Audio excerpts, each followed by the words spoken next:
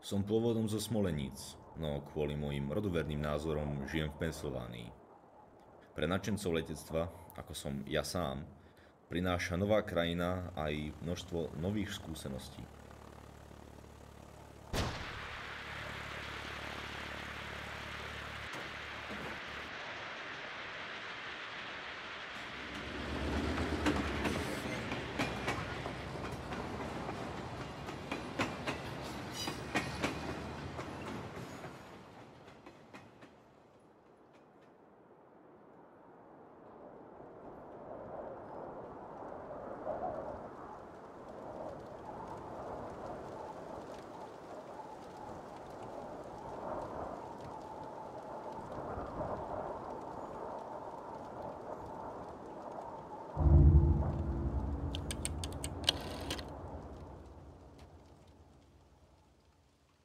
Kapitán sa potápa s loďou a to isté platí aj pre letcov.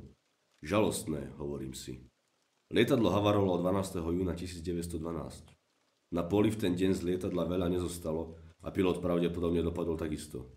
Viem, že priekopníkom vzducholetectva musím pomôcť a mám brilantný nápad ako.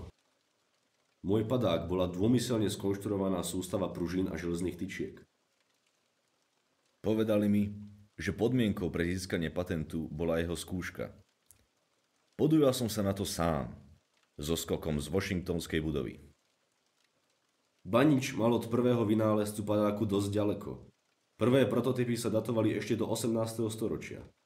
Boli málo rozšírené alebo nepraktické, rovnako ako Baničov. On bol však ako prvý, ktorý na padák dostal oficiálny patent. Neskôr sa Banič vrátil do Československa.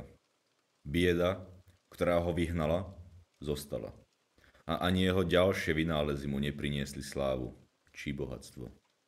Podobne ako jeho padáky, ktoré odkúpila americká armáda a nikdy ich nepoužila, zomiera v roku 1941.